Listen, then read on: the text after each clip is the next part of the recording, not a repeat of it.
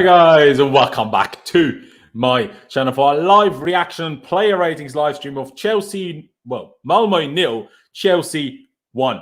Not the most exciting of games, even though it clearly should have been like 3 or 4, and it wasn't. Unfortunately, mostly thanks to Kai Havertz on the day, but we'll get to that. Robin ruined Loftus-Cheek of assists left, right, and centre. I'm fuming. Now we'll get to that. We got the dub. I'm not too upset, but should have been more. Will goal difference matter? Probably not. But if we win against Juventus 1-0, it will, and then we might come to a point where it's going to be annoying, the fact that we only scored 1 goal today. But we'll get to that. There's a lot to get through today. Obviously, the Manchester United Atalanta game will be on in a few minutes, and the rest of the Champions League games, I will put them on in my background so I have a rough idea of what's going on. But yeah, I am joined by 2 very, very special guests, and I'm wondering how you boys are feeling about tonight's game. Let me go with you first, Con. First of all, let's hope that you're loud enough. Everybody, if you think he's not loud enough, say something. But I'm not really sure what we're going to do about it if he isn't. But anyway, Con, first of all, thank you for joining us, as always. But how do you feel about that? 1-0, good enough because it's 3 points, or kind of disappointed because it was just 1-0? Yeah, a bit disappointed that it's only 1-0. I hope I'm loud enough. Yeah, all good. Okay, good. Yeah, games like that, you want a bit of a stat pad, 3 or 4 at least. But the 3 points is what's important, Malmo didn't want to get embarrassed. And I could only hear it from the TV, but the atmosphere at that ground was absolutely amazing. Yeah, like their fans did a hell of a job. So it must not be like an for easy 90 minutes straight, like not even for a few moments, yeah, like for all real. game long. Sorry, but go on.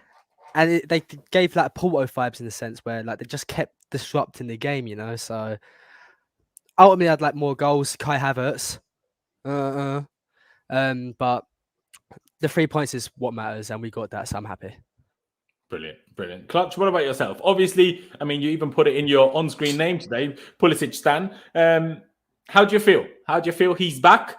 Mr. Sitter. It was offside anyway, so it's not the worst of all things, but still, Mr. Sitter. But we won. So what feeling overrides, or is the overriding feeling for you? Satisfaction over the win, or disappointment over a lack of goals? Yeah, I really want, him being back is amazing, right? Funny. Sorry. Him being back is amazing, but it's like Malmo. I mean, I guess I can't complain too much. Malmo came to play today. It was probably the best they've played in the Champions League so far.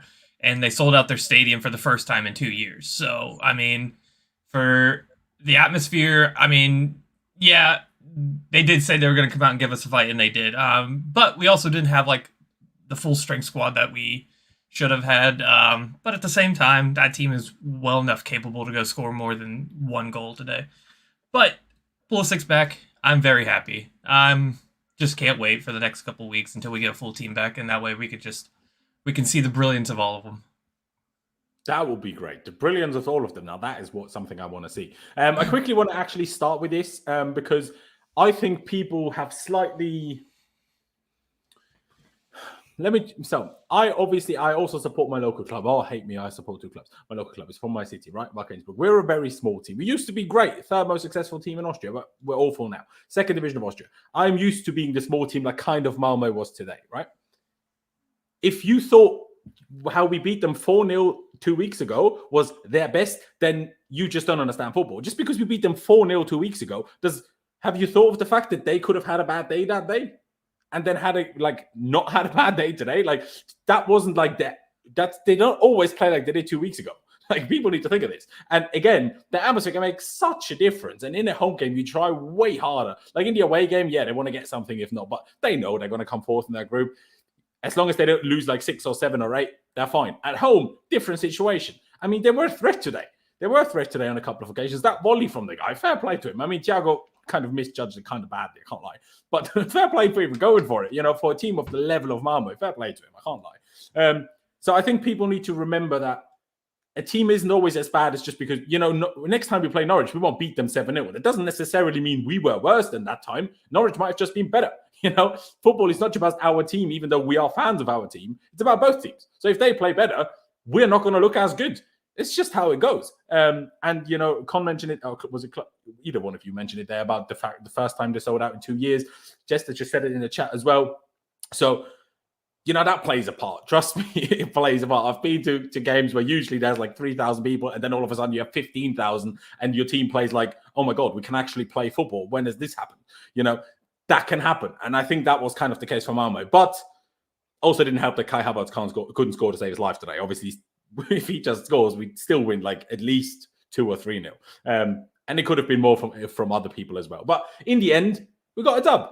And that is all that matters. First, let's wait and see what Juventus even does against Zenit in obviously a few minutes' time. Because, I mean, it would be better for us getting first for Zenit to get a win, but for us to qualify with a game in hand and then rest everyone on the last match day would actually be better if Juve win against Zenit and then we just beat Juve and then everything's gone. So that will be the best scenario for everybody involved. But hey, it is what it is.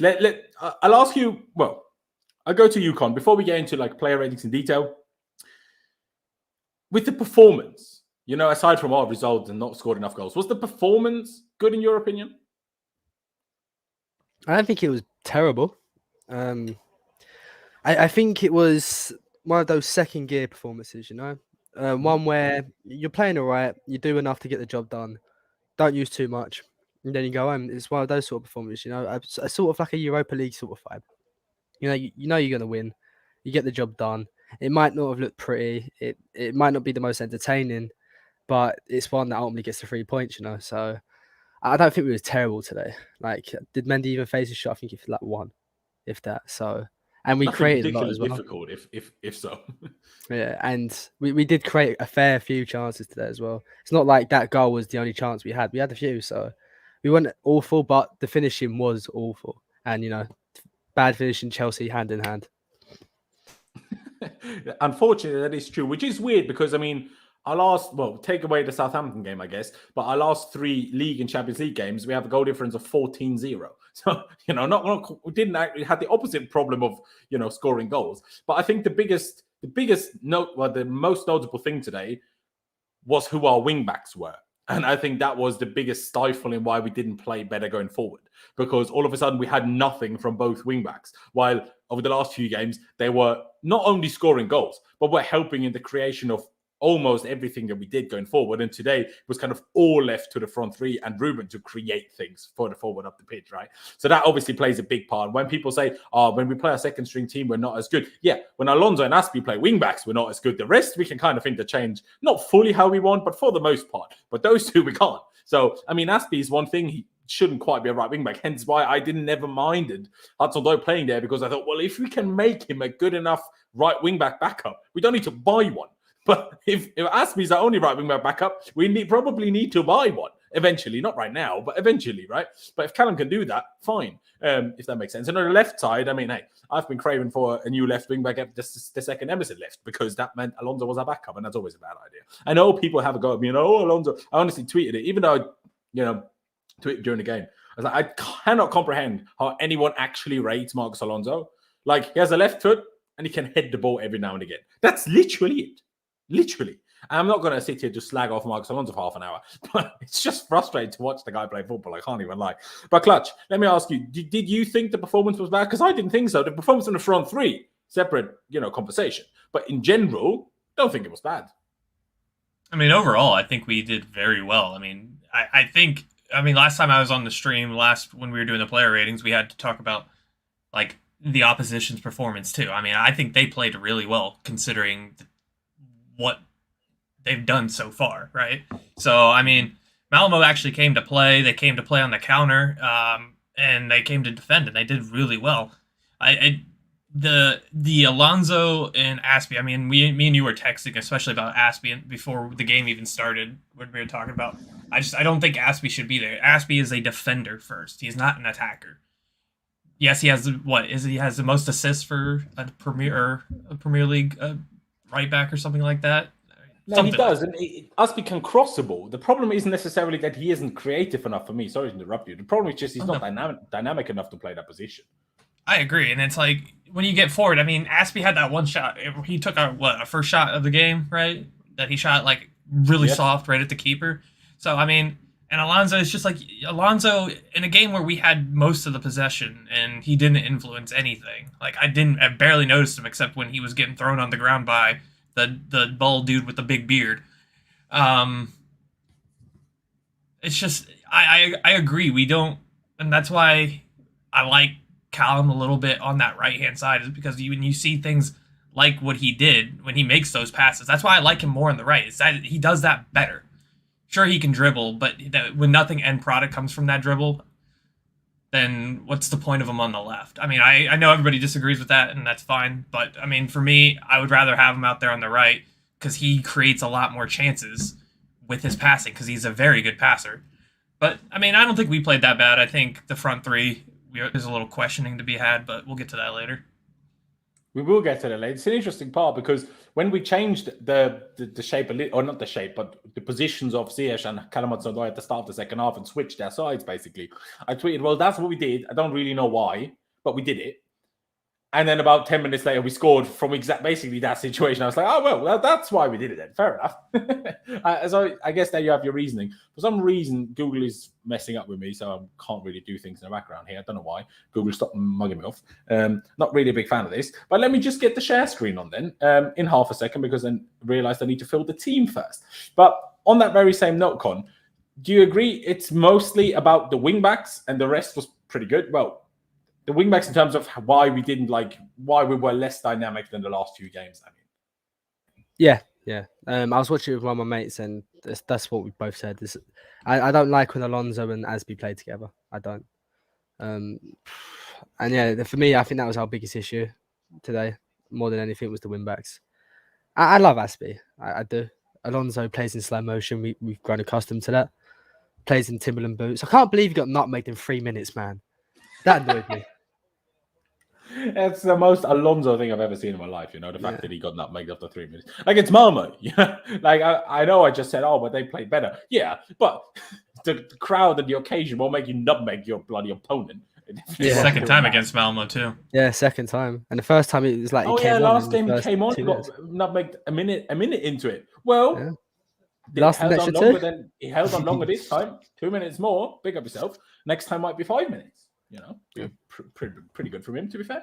Pretty good from him. But now I can actually get this thing on screen here now that Google decided to work again. Very useful. Cheers, Google. You know what? Before we get into the ratings out, one thing I realized. I thought Antonio Rudiger was challenged and troubled more today by Malmo than he has been by any opposition that we played aside from Manchester City, and that includes Liverpool so far this season. I've never seen Rudiger struggle so much in the last 10 months, aside from when we played City. But even then, was kind of all on the other side and not his side. So I think I've not seen a team challenge Rudiger as much as Malmo did today. In a way, fair play to them, really. But did anyone else see that, or was that just me? Let me go with you, Clutch.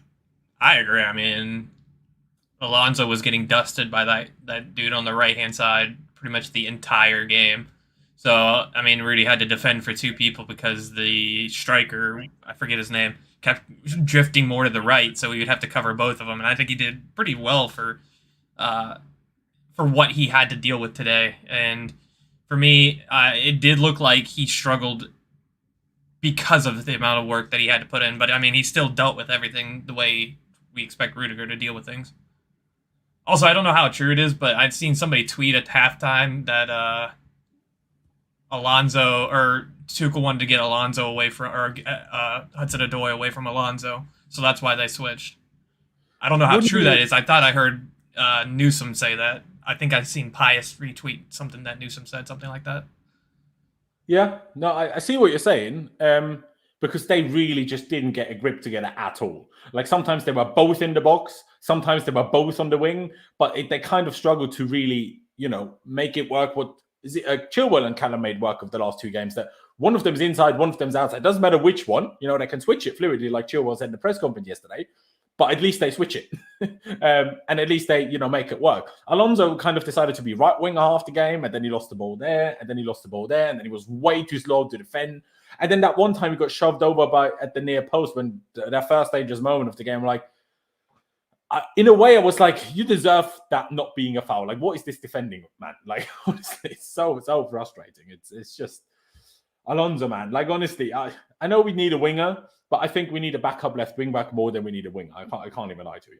And good point, Mohamed. What was up with that ref? I have no idea. Thank God that ref, Germany, by the way. And he's a doctor as well. Worst doctor I've ever seen in my life.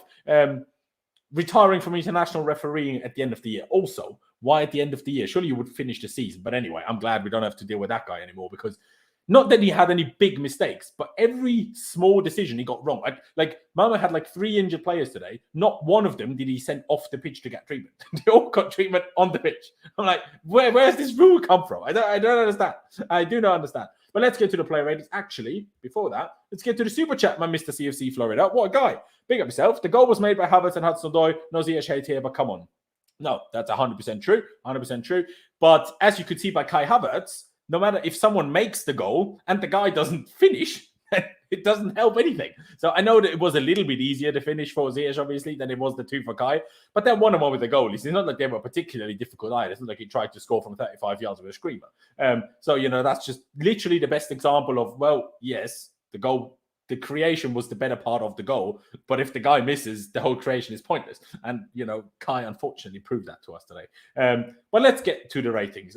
Because the forward players are probably the most controversial, let's start at the back. I know, Con, you said it the other day. The amount of times you said this about Mendy. Let's just give him, I don't know, 6.5. All right?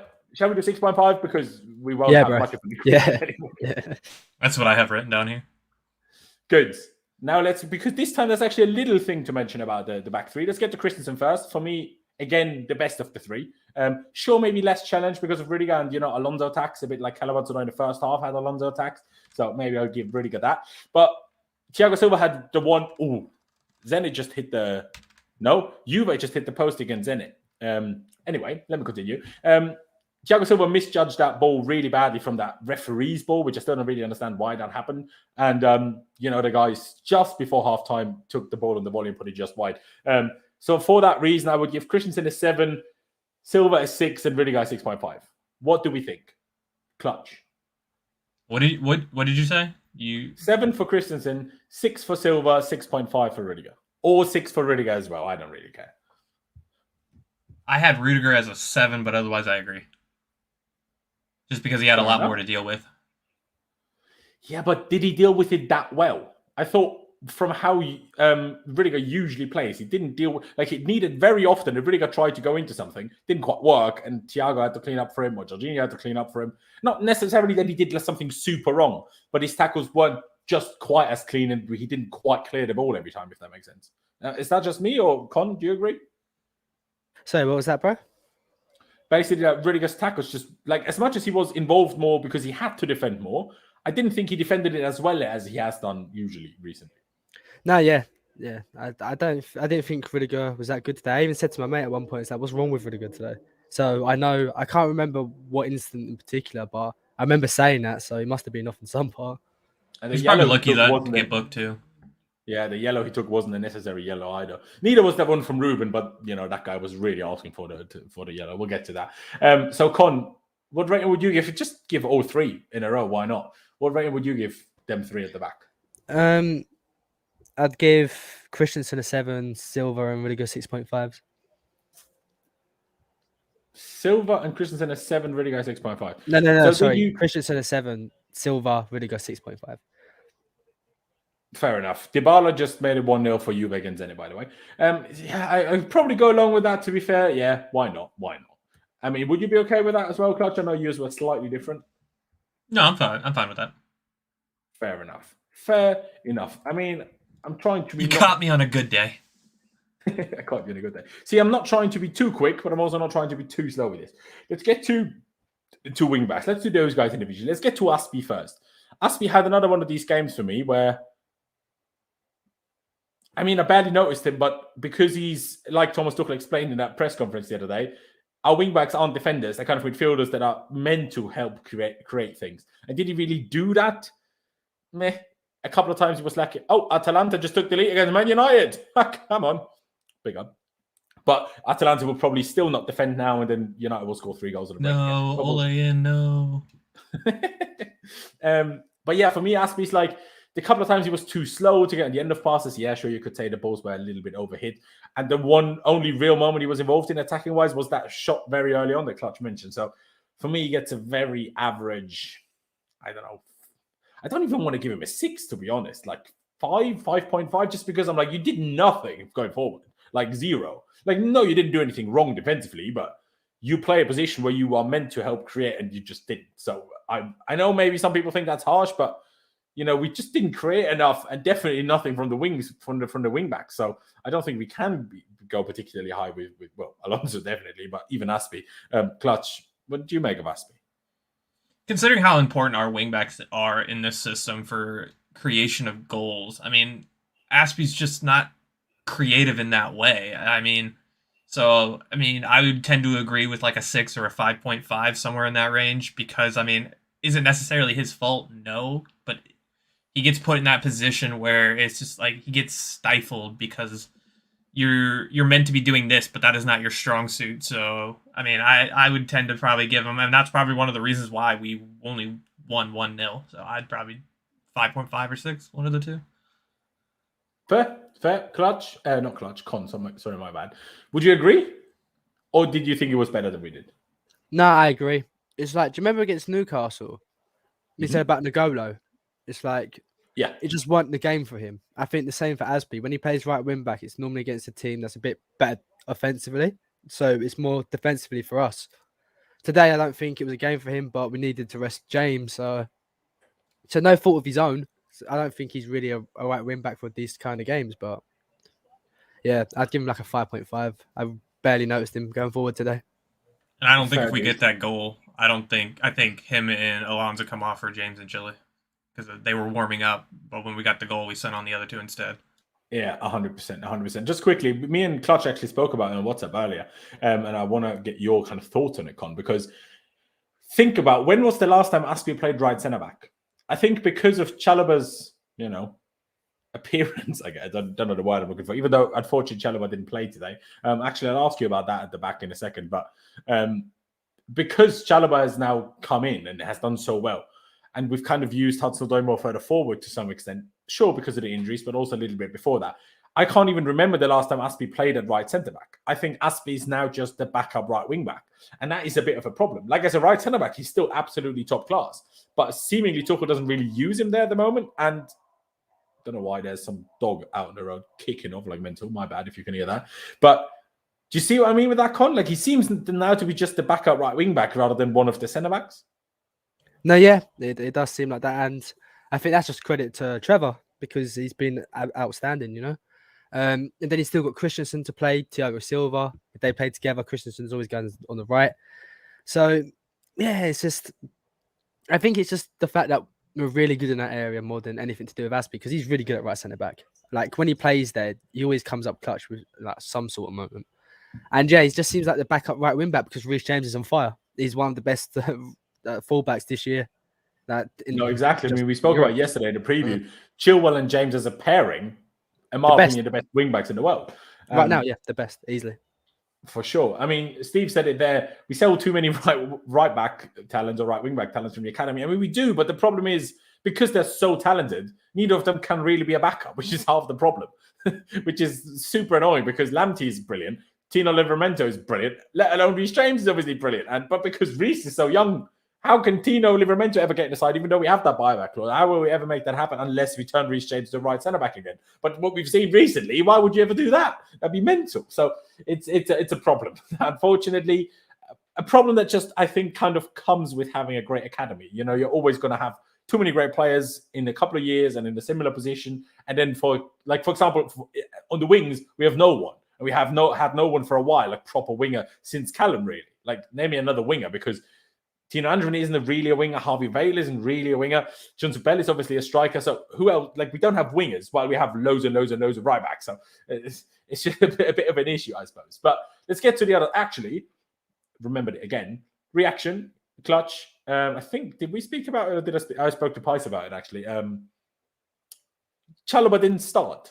Thiago Silva at 37 started again when he's been called up to the Brazil national team. They're going to play Colombia and Argentina. At least it's only 2 games as far as I'm aware, but they're playing Argentina and Colombia. So it's going to travel. He's played the last game. Sure, he rested for Southampton, but he played the 2 or 3 before that as well. I was very surprised, but I thought Chalobah will play today.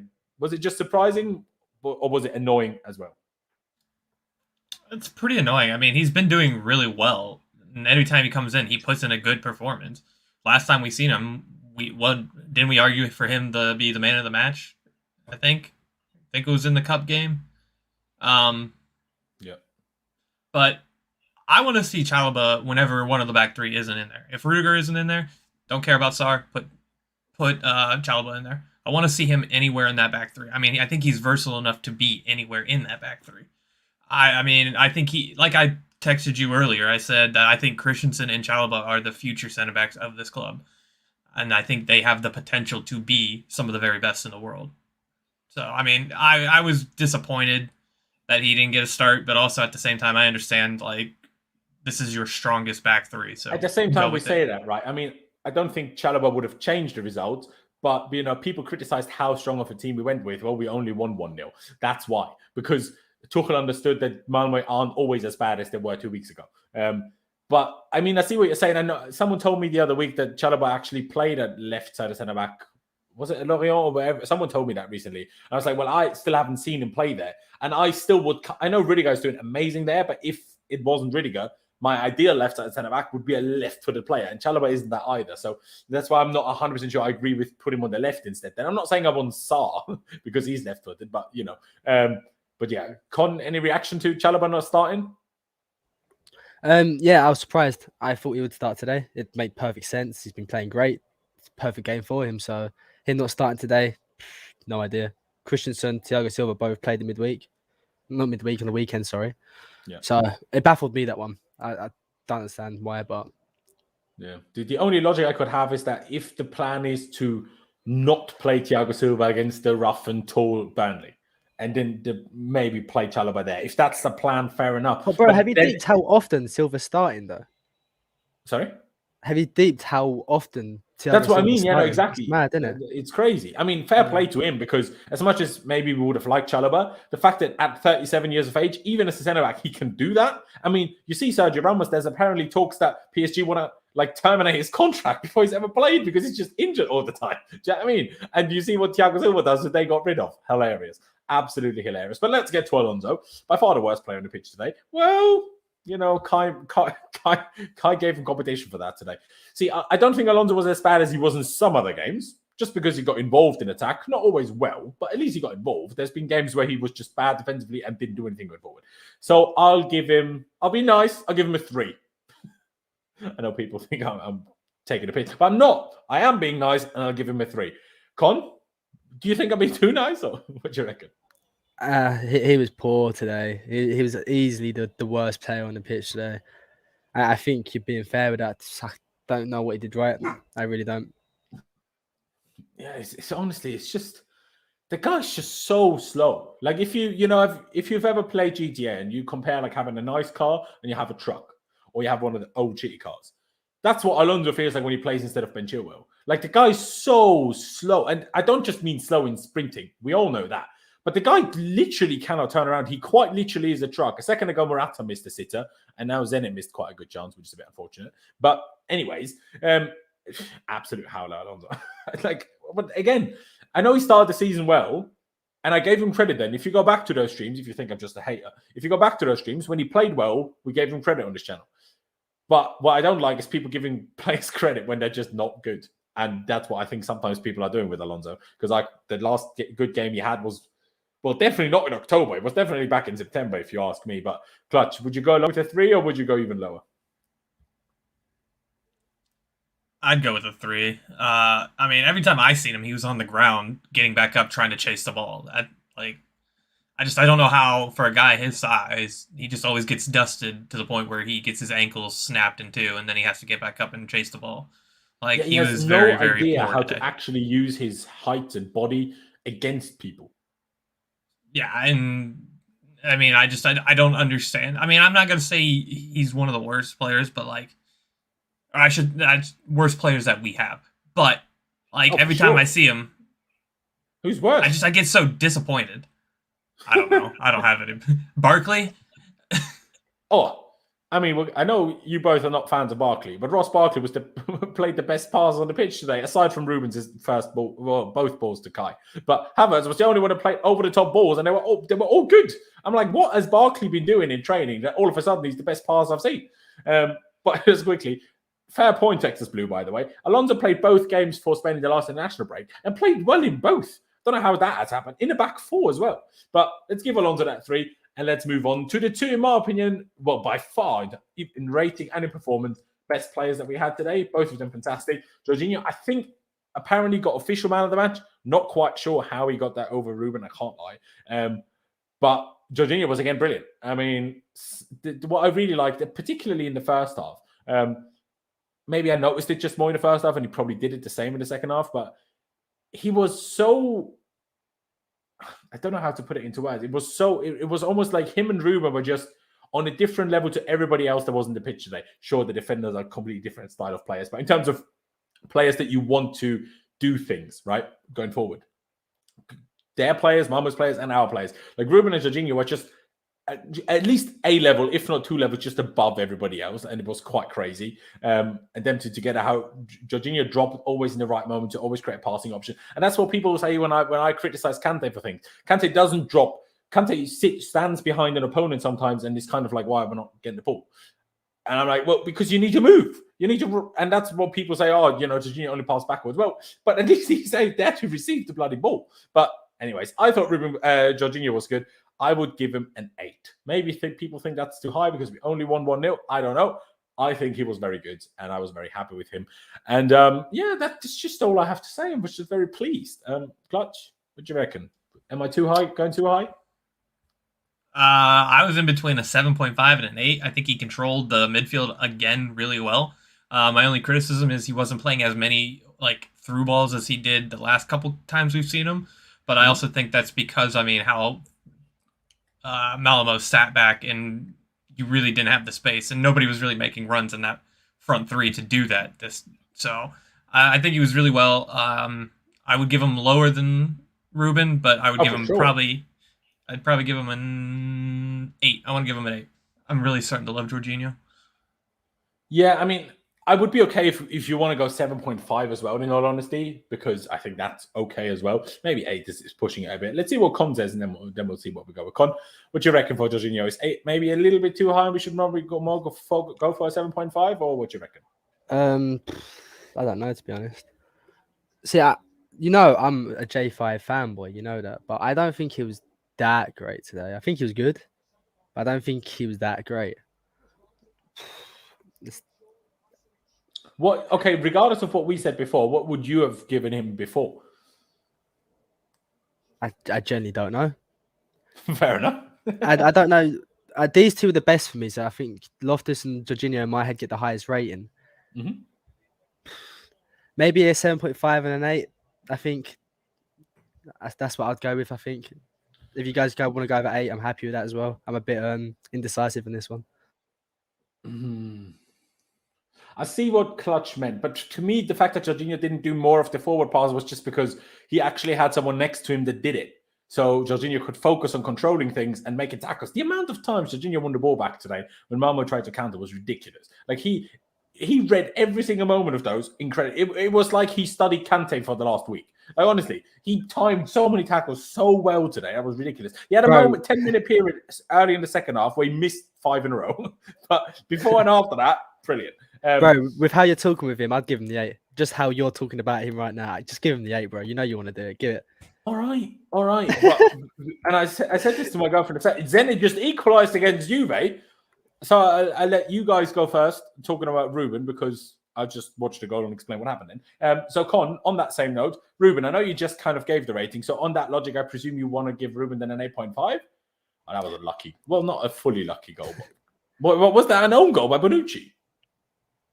Hold up. Yes. 1-0. Anyway. So, Ruben. Con. Yeah, bro. Would you go 8.5? And yeah, I'd go 8.5. Yeah, I'd go 8.5. He created I think he created 2 really good chances. Some of the things he was doing was outrageous today, by the way. I know it's Malmo, but it was outrageous. That when he flicks it over their heads, he's turned and then plays a volley pass perfectly into the run of Ziyech as well. This guy technically is so gifted. He's there. He's got it all, honestly. And one of those players, on his day, he makes you stand up on your feet. Even in a boring game like that, you're like, wow, And this guy's come a long way. He's battled through so hard, and 8.5. We all love Loftus, man. We just do. And today he was absolutely fantastic. First 20 minutes, Wasn't all that, but after that, he was fantastic. Fair dues, fair dues. Let me just see. No, nothing happened there. See, I would go as high as a 9. I know I'm a fanboy. Don't care. But I genuinely think so. Like, he was absolutely robbed of 2 assists today. Both balls to Kai Havertz were absolutely phenomenal. And if Kai scores them, no one's even sat here debating whether Ruben should get a 9. We might even be talking about a 9.5. And can we criticize Ruben for Kai not scoring? I don't think so. Man did a Cruyff turnaround, 2 players in the box. Man did a flick over himself and then a volley pass. Just outrageous. He had one moment where he lost the ball, where he tried to go through 2 people, and obviously they then took a shot from distance, and nothing came of it. But that was the only moment where I'm like, yeah, you could have done that better. Maybe one other situation where he held the ball a little bit too long on a bit of a counter-attack that we had, and then slowed it down a little bit too much. That's why I'm not going higher than a 9. But I honestly think, like, what more do you want a midfielder to do? He was a threat in the air, biggest aerial threat that we had, more than Rudiger, more than... Well, Thiago nearly scored a back heel. It was Thiago that, wasn't it? When they cleared it off the line after the corner? Yeah, Thiago. Yeah, exactly. So, but not really an aerial threat because with his foot, right? The only player that we had today that won headers was Ruben Loftus-Cheek, right? Since Zuma left, now apparently Loftus-Cheek is the best aerial player we have. I guess maybe along with Saul the other week. But I honestly think, what more can you want Ruben to do in a game like this? He created 2 sitters for his striker, and he dominated midfield. Like, what more can a footballer do? I know it's Malmo and we only played 1-0, but that's not his fault, is it? So I would go 9, but if you guys win, have the majority with an 8.5, I'll go with it. But Clutch, what would you rate Ruben? I was going to give him an 8.5 because I want to see the smile on your face. We're going to go 9 because I was looking at some of his stats just a second ago, and he won ground duels out of 15. He won 10 of them. Aerial duels, he won 4 out of 6. He had 3 key passes and 2 big chances. I mean, I don't think it's a question. I do think he deserves a 9 at that point and man of the match. Yeah, I agree. Again, like I said when I said it earlier, I'm not quite sure how UEFA gave Jorginho the man of the match. I mean, I know they voted him UEFA Player of the Year, but, I thought it was a little bit confusing how anyone was better than Ruben today. Let's get to the 2. I think at this point, especially Ziyech, but especially in a comparison with Hudson-Odoi, I tweeted this just before halftime, it's almost like a new Sarri Conte in a weird way, because it seems like either everyone hates on Ziyech or they praise him, and the same goes with Callum. Either they hate on Callum or they just praise him for things that he didn't even do. So I think even though Callum's assist, great. The build-up with Kai, great. Ziyech finish, I mean, it was a tap-in, but at least he was there and, didn't do what Kai did. But I thought Ziyech was better in the first half. I thought Callum was better in the second half until they both came off. Neither of them are getting higher than a 6.5. I don't care if Ziyech scored. I don't care if Hudson-Odoi got an assist. They were both not that great, in all honesty. I mean, Ziyech had maybe a good first half an hour. I say good, but at least he made runs, tried things. I still don't understand how that wasn't a foul just on the halfway line, by the way, when he tried to run through 2 players, tried to hit on the break. But I don't know, Con, because I've spoken to... I was with you, actually, but we also spoke about it the other day. Ziyech, what did you make of him today? And what side of the coin, I suppose, do you sit on where some people just criticize, some people, well, the other people just love him too much, which we sometimes have in the chat as well. I think with Ziyech, bro, it's just an easy scapegoat. It's the way it is, because from what I was reading at halftime, right, and I was watching the game, I was like, I go on Twitter, I'm reading, and everyone's like, Ziyech, get out of my club and all that. I'm like, it's a bit of an overreaction, don't you think? Like, he hasn't been that bad. And are we just forgetting Kai Havertz and Hudson-Odoi in that first half was worse than him? Are we forgetting that Alonso's the worst player on the pitch today? So it don't make sense to me. And like when he scored, I was like, shut your mouth, man, because I'm done with Chelsea fans at times. Bro, it's such an awful fan base at times. Like, why are you rooting for your player to do bad? Are you tapped? And then when he scores, it's a tap-in. Oh, it was all Callum. Like, what's wrong with you? You just scored.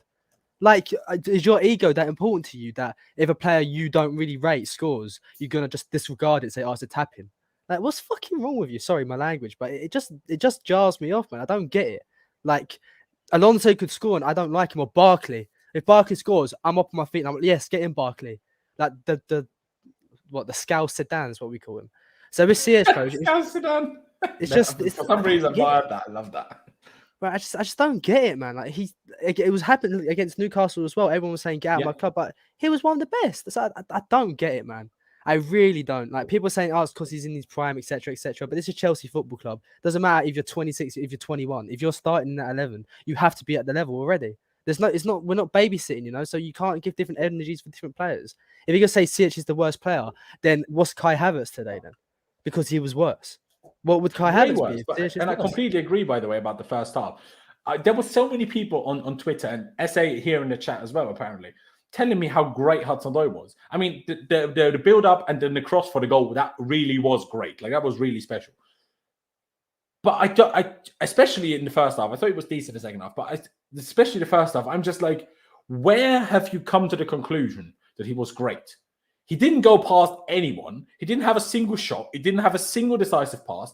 And from my perspective, every time he received the ball, he passed it back to Jorginho already. Every single time. And then I saw Pice, and people know I get on with Pice, you know. But some people are a bit too much stat man because he tweeted, 13 times dispossessed. I'm like, yeah, of course Callum isn't getting dispossessed if he passes backwards every bloody time. How are you going to get dispossessed if you receive a pass back? You can't possibly be dispossessed ever. That's physically impossible, right? But Ziyech tried crosses and passes and this and that. I'm like, I'm not saying Ziyech was great, but especially second half.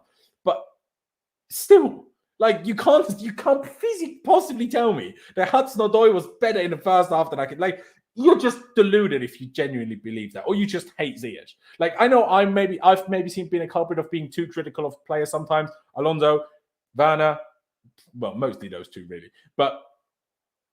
Like, you cannot tell me that Ziyech was worse than Hudson-Odoi in the first half. I'm not saying Ziyech was an 8 plus out of 10. Not by any means. But it was still better than Callum was. So I'll let you talk as well, obviously touching it in half a second. But for me, Ziyech, for the first half, he gets a 6.5. For the second half, he gets a 5.5. But he scored, so overall he gets a 6.5. That's what I'm doing. But Clutch, first of all, give your reaction to what myself and Con just spoke about, and then obviously give us your rating. And then I need to go back to Con because I didn't hear your rating. I completely agree on both sides of that. I think Ziyech was the best of the front three. Now, does that mean that any of them were good by any imagination? No. I mean, Hudson-Odoi is in this side to take on players, and he didn't, except he made one lovely run. And, I mean, to be fair, it was a hell of a cross. Can't take that away from him. But at the same time, like, I tweeted out, and I'm still getting roasted for it, that, like, I said before the assist, what did he do? You barely noticed it. Nothing. And I mean, don't it's understand not how this is even a debate to be had. I think look at the game. Especially when I go on Twitter, and everybody has their own pocket of of one of those front three that they want, whether it be Pulisic, whether it be Hudson-Odoi, Ziyech, Mount, and it's like they're all against each other. It's like it doesn't have to be that way. You judge them for what they do on the pitch. That's it. Yeah, and like today he just didn't do enough. He didn't do enough. And it's like, for me, I think a lot of it is just coming down to there are a lot of fans that just like they try to make this agenda thing more than what it really is. It's like, hey, Cho is really good today. He should keep playing. By my standards, he was not that great. He had a good assist. That was it. I'm sorry. And the same goes for Ziyech. He had a really good first half. I think he was the only one trying to do anything in that front three. It didn't always come off. But you know, I'd rather someone like, try and it doesn't work than someone not trying. And not to mention, what was his first shot where he popped it over the dude and somehow, like, that dude made a wonder save to even get, like, we'd be talking different if that goal went in. For sure. But I'm sorry. I mean, I agree with the 6.5 for Ziyech. I mean, I think he was the best of the front three. Fair. Con, what would you give Ziyech? I'd give him a 7 today, bro. He scored, and if people say he scored a tap in, right? But how much did we complain like Tammy, Giroud, and all that not scoring those, them sort of balls into the box? Or Timo Werner on a number of occasions. The guy missed from on the goal line. And he was onside as well. Can we just stress that? Like, we're starved from a player actually being onside in those situations, and he's the only player who consistently scores goals like that. So it's not that easy. Let me. Sorry to interrupt you one more time. There was also one moment in the first half when Ziyech tried a similar cross like Callum to Hubbard. It wasn't as good of a cross, not by any means. Ziyech's right foot is definitely worse than Callum's right foot, but Kai's run was god awful. He was behind the defender. I'm like, how are you ever expecting Ziyech to get that ball to you if you're behind the defender? He never started sprinting. He always just ran behind him. I'm like, you need to stop, like, sprint for at least 5 yards to get ahead of him behind him. but he never even attempted, like he never even did. So I'm like, at least Ziyech got that part of it right. Sure, the cross made it, but again, if the run's not there, it doesn't happen. Personally, I think a 7 is still kind of pushing it, and because of we're having 2 6, but unless Clutch, would you like to go 7 as well now that Con said it, or would you stick with the 6.5? I don't want to go with a 7 because of if we rank a player later. I don't know if we will because they were a sub. I think they were a little bit better, but I'd keep a 6.5. But yeah, go ahead. Actually, I love Con, so that's why we're gonna give him a 7. We love that energy. We love that energy. Club. I agree. Actually, we love Con and we love that energy. On that note, Con, why don't you go first on Callum? What would you rate him? Because we kind of spoke about them combined, I suppose. So mostly about the rating now.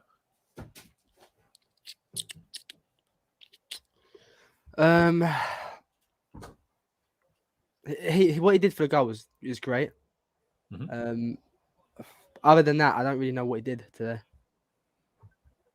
I can see probably why he said the 6.5 for Ziyech, because I feel like it's a bit harsh not giving Callum the same rating, considering it was he did great to force Ziyech to get that opportunity.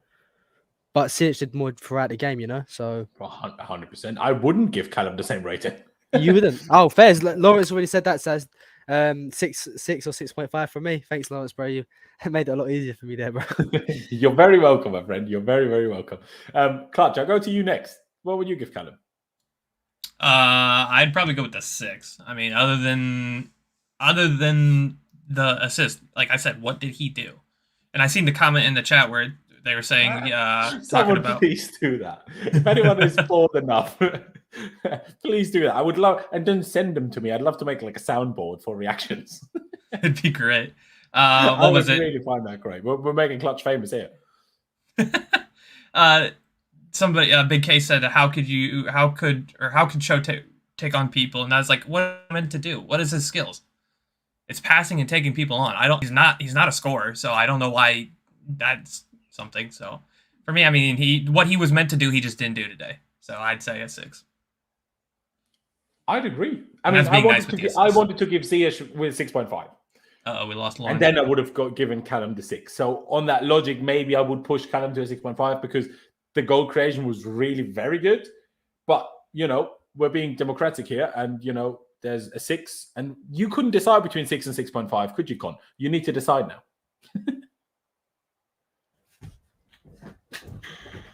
6. 6. Off you go. And just a quick reaction to Big K here. I love Ruben, but you have him as the highest scorer when he didn't even get an assist. Well, is it bloody his fault that Kai can't score to save his life? What is this logic? I don't understand this at all. Football is not just about stats. There is more to football than stats, okay? But hey-ho.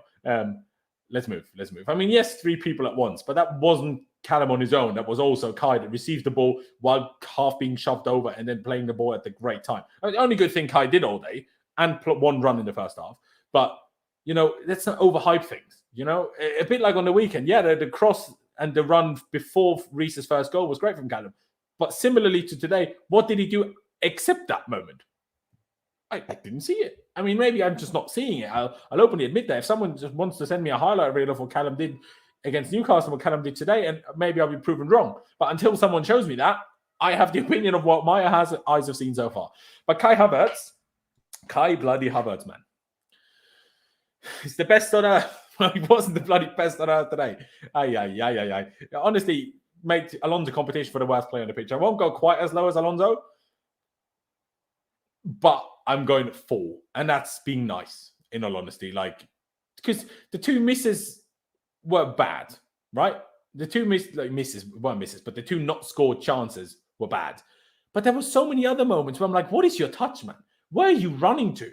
The only good moment he had when he drifted off to the right and Ziyech went in the middle and he nutmegged the guy and ran past him and then, played a decent ball that we didn't do anything with. But he was I don't know what, I was quite happy with him against Norwich, even though he didn't get involved. I thought he was okay against Southampton. Against Newcastle, it was again, the run was great for winning the penalty, but outside of that, Kai's really struggling at the moment, really, really struggling at the moment. And that's not something I wanted to see, quite frankly. But that guy, Kai, you read. I'm a bit scared for Kai at the moment because when Lukaku is back, he's not playing up front anymore, and in his current form, there's no chance he's playing in either of the 10 positions. So how is that guy getting the game when people are fit at the moment? Like, I'm worried for him. I really am. Really needs to step up. Really, really do. It does. My bad. Con Havertz. Do you think 4 is too low? Would you go even lower? No, I think 4's fair. This season, man, he ain't been it. I think he's still suffering from that post-Euro stump that we've seen from a few players this season.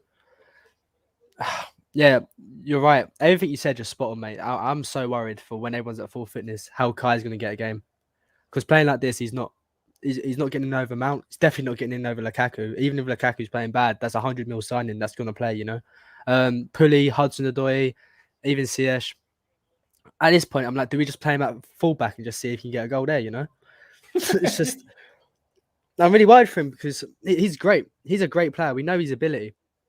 But he needs to fix up. He really does, because he's going to be seeing a lot of the bench. He's not like Timo. If he misses chances, Timo still offers us something, you know? What does Kai have? Kai really offer us if he's not scoring those chances? He's decent when he drops, don't get me wrong. Sometimes the players around him do perform a bit better because his movement, but I don't know. He doesn't have that pace that scares players like Werner does. He is quick, but even that he doesn't use. No. That dribble, where is that more often in the first half? That dribble, exactly. He can do I haven't seen that all season. Yeah, where is that? He can do that. So where is it? Why does he not do it? I don't get it. I really don't. I don't understand it. I honestly don't know. Clutch, would you go along with the 4, or would you like to go lower or higher than that? I have him as a 4.5, but Democracy's going to say 4. So what you guys said about like the starting lineup, I seen a Chelsea YouTuber the other day say that Havertz, Ram, and Mount are our best front 3. In this system, in terms of quality, they are, in my opinion, but not together and not on 4. Maybe, but it's just like in this system, I don't know where Havertz fits. I mean, his best fit is where he's playing, and he's not playing well. He's not going to be one of those inside 10s. He's just not. Like, I don't care. He just doesn't do enough. I mean, you need a dribbler in one of those positions, and yes, he has a bit of dribbling, but he doesn't have that like super dynamic where he's going to take on 3 or 4 players. And he's not doing the non-dribbler part of it better than Mount to start over Mount. Yes, so I'm gonna say later. I'm not gonna say later, but that's not who my front 3 would be until we see everybody in those positions. But today, I mean, Ruben got so screwed twice on 2 really good balls that he should have an assist for, and it's so sad. And like, especially the opportunities he had. I mean, those are the 2 goals that he scored wonderfully the Champions League, and then earlier on when he scored against Malmo last week or 2 weeks ago. So I mean, when everybody's back in full fitness, I mean, we don't see this front 3. So I mean, I guess that's one thing, but we'll see. I don't know. I'd go with the 4. Fair enough. Sorry, I'm just kind of paying attention to that Sevilla-Lille game here because they're like, do you know what a conference is when they show like all the games at the same time and they switch between all the time when something happens at a certain game? United just equalised. Haven't seen who, but anyway, that Lille-Sevilla game is kicking off right now. Just want to read out a couple of things that Thomas Tuchel said about Ruben in the post-match press conference. I think Ronaldo scored, fair play. First of all, he said Ruben Loftus-Cheek is too talented. I agree. And then a bit more in detail. He was involved in many dangerous attacks, and I like Ruben a lot. He shows his potential. We all believe in him, and now it's up to him. Didn't see the goal still. Now it's up to him to show the consistency to fight his way into the team on a regular basis. Well, that's exactly what I like to hear. And I agree. You know, the way he's playing, the problem is just that we only play 2 midfielders. And I don't really... we tried that a couple of times, not a fan of the 3-5-2, I can't lie. So let's not do that again.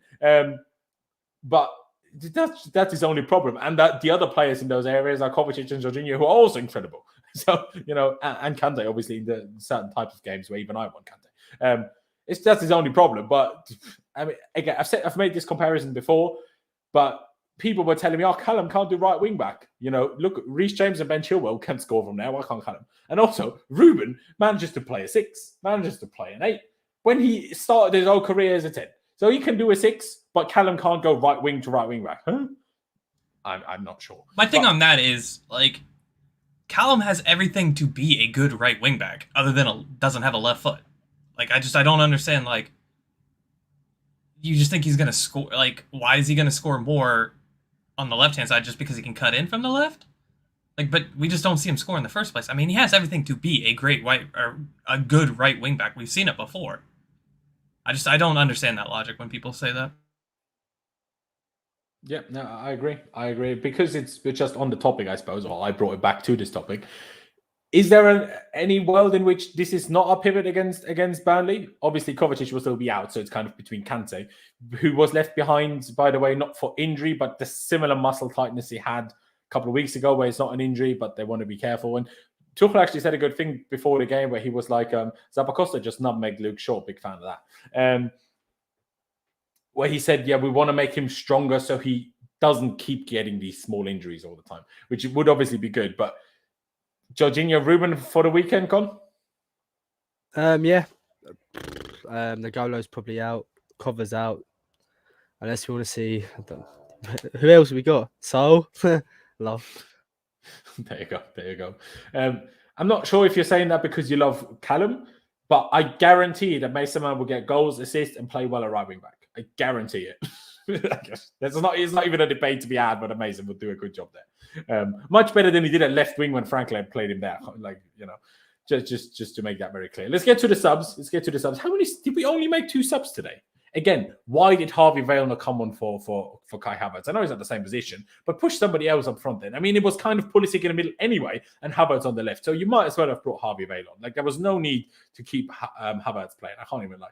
But yeah, we only made 2 subs. Again, Tuchel, he only made 2 subs last time we played Malmo as well. So we have 5 subs, and he only makes 2. And in the Prem game, he complains every time that we only have 3. It's like, this is a top manager thing, because Pep and Klopp do the same thing.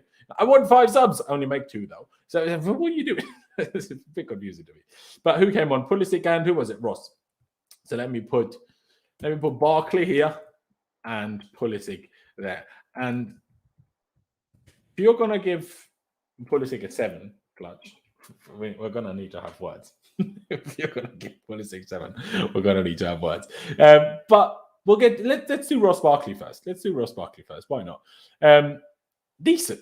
Like, I'm actually at the moment, I'm quite a big fan of Ross Barkley when he comes off the bench for the last 10-15 minutes. He always brings us something, he's always a threat from distance, more so than most of our other players, can't lie, so, does that well. He played 2 beautiful balls to Christian Pulisic today. I mean, Pulisic didn't do enough with them, in my opinion, but the balls were great. I'm like, yes, man. Which one of our players, other than Jorginho, every now and again, but he's not forward enough to play these regularly? Who plays passes like that? No one. Like, even Mount, I'd rarely see attempt that. So, fair play, Ross. I don't want to give Ross the same rating as Ziyech, but if I only look at his 20 minutes, he was as good as Ziyech, in my opinion, without the goal. Give Barkley a 6.5 because Ziyech scored, but I really think Barkley was very decent. I'll go to you first, Clutch. What do you reckon about Big Ross? He had a couple good passes, but other than that, not much. I'd go for a 6.5. I guess we're going to have to get it out here in a minute, aren't we? We will, I think. I'm not going to go as low as you think now, maybe, but yeah. Anyway, we'll get to it. Con, I know you're not a fan of him, but do you think 6.5 is too high, or do you agree? I'm trying to think of the balls he did. I remember one. I can't remember the other one. It was basically the identical pass twice to Pulisic. Maybe that's why I cannot remember one. It was the same thing. I'm always hard on him, and people say I have an agenda. So yeah, give him a 6.5. I'd be okay if we want to give him a 6, but I think 6.5 with a star. I'll give you the star. You know what? Because I'll give you the star. We love Con. We said this. And before I put my negativity on the situation, let's go with some positivity. Clutch, explain how happy you were with Pulisic, and not just that he's back, but with what he actually did when he was on the pitch. And then what rating would you give him? I think today, I mean, that miss obviously at the end was really bad, offsides. And I said last time when he is offside, or when they are offsides, I'm still going to call it how it is. He doesn't seem to do that finish ever very well. But I do think for being out for 2 months that he looked lively. He looked energetic. He looked like he was going to try to make a run. Every time I seen him, he was always trying to make run in behind. He had a couple good plays with Aspie on the right. I mean, I still don't understand why he was over on the more right central side. I don't get why he doesn't go over to the left, and he doesn't have that same freedom that Callum would have over there. I guess he was on the right. I think he was in the middle for the most part. But who would be on the right at that point? Because to me, it looked like it was a midfield three with Havertz and Pulley up top. To be honest, I think it was a front two of him and Havertz, and Barkley was behind them. That's what I think. I think it was a midfield three with Havertz and Pulley up top, but Pulley was still on the right. He was still more right than he was left. And the times that he was on the left, he was making the run. Probably for a similar reason why we switched Callum and Ziyech for the cross and then the finish, presumably. Yeah, but that's not Pulisic's game. Like, Pulisic's game is the finish part. He should be capable of. If you say it's not his game, then he's not as good as you always say he is. Well, no, it's not that difficult. I'm always very open about, like, him on the right is not the player that anybody thinks he is. He's just not. He's not good on the right, and he never will be, because he doesn't know how to pass the ball very well or cross the ball very well. But he, unlike Callum, is actually able to finish, and he makes those back post runs. He is a finisher. That is what he is. He is a goal scorer. Callum is not. Except from when he's in front of goal. Except when he's going to his right for whatever reason, and he has an open goal. But still, I mean, I probably would have given him like a 6.5 or a 7 in there. I think he was lively for being out for 2 months, but that mess was really 6.5. I'd happily go along with. No issue with that. But it'd be in the between 6.5 and 7. Problems. Yeah, it's for me. I mean, I do think, but not. I'm not criticizing that because I do the identical thing for Ruben. I think, yes, he made runs and that's great, but that's just what he does, right? I mean, so he will do other things. He won't do other things that other players do because that's his thing, to make those runs. But I wish Callum made those runs more. Like, even bloody Ziyech made more of those runs, who's way slower. Again, just confused. I mean, the miss, it was offside, but the miss wasn't good. The miss wasn't good. But I personally think both of those balls from Barkley should have done way better with. That's why I wouldn't go high, because I think, like, he got those at the edge of the 6-yard box. His first touch always took him away from goal. He always had to use his right foot, refused to use his left foot to control it. And that was a bit frustrating. But because that was his first game back from 2 months, when I compare it to some other performances I've seen from being injured 2 months, that's why I'll go along with your 6.5. I think 7 is pushing it too much. I think someone that makes that miss, even if it was offside, can't be our joint highest rated forward. I think that would be outrageous. But Con, let's see whether you're on Clutch's side. Are you on my side? Are you somewhere else? What would you feel about Pulisic today? Yeah, so I think it's a 12 for Pulisic today. I think he's fantastic. All right. Okay. I think a 6 is fair. He looked bright coming off, like he's been injured for a long time. He looked a bit bright. He made some good runs. Like you said, it's kind of what he does. You expect that of Pulisic.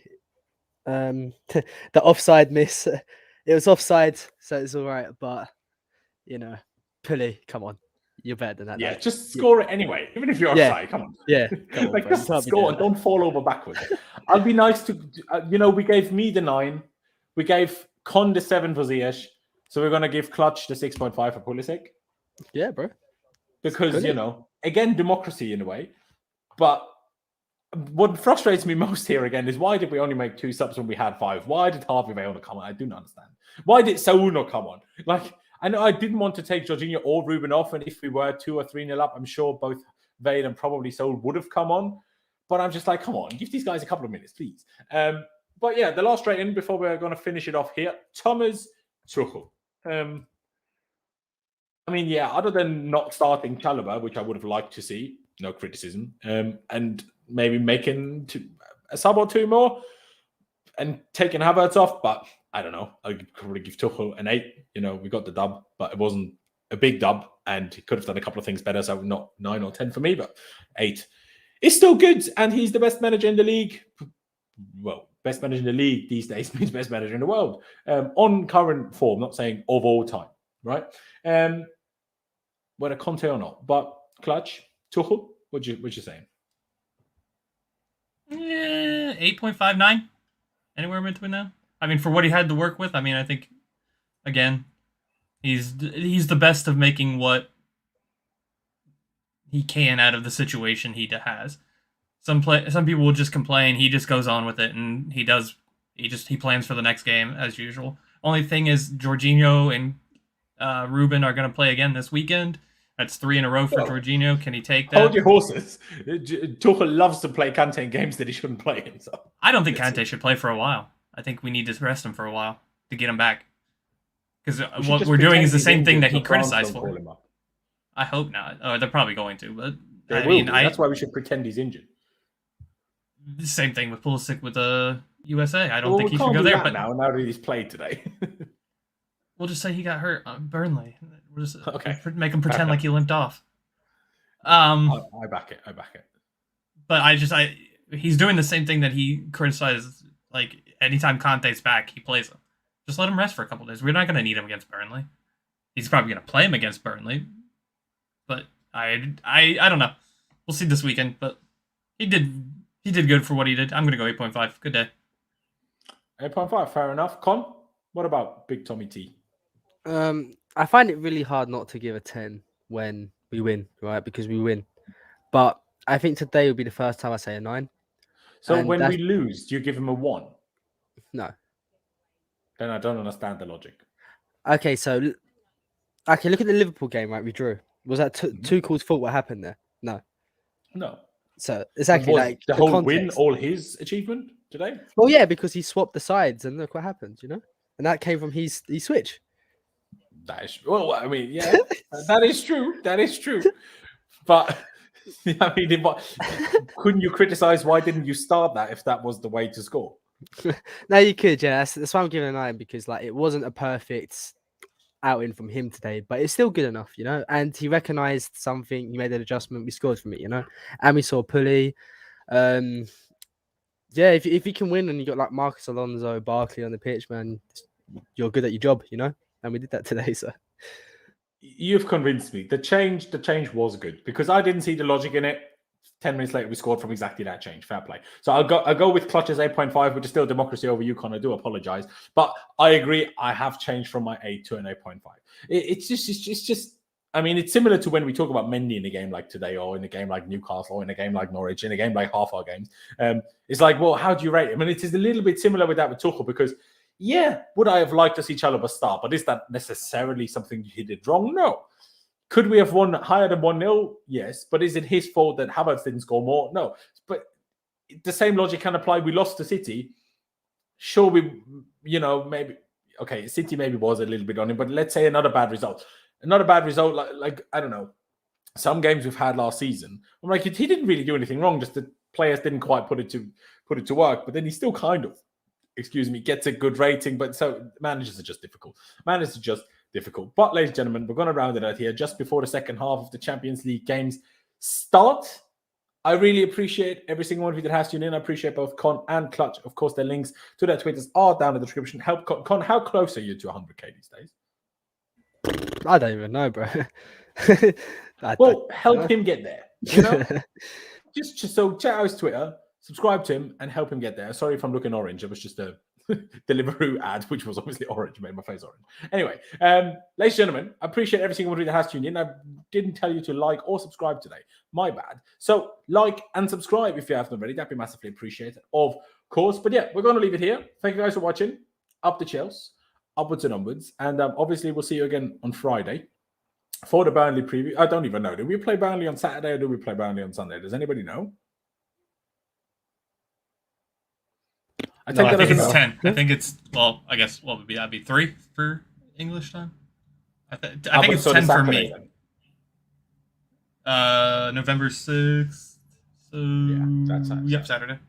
There you go. We'll see you on Friday then for the Burnley preview, ladies and gentlemen. So again, subscribe if you don't want to miss that. Get involved. But yeah, thank you guys for watching. Up the Chelsea, upwards and onwards, and we'll see you next time.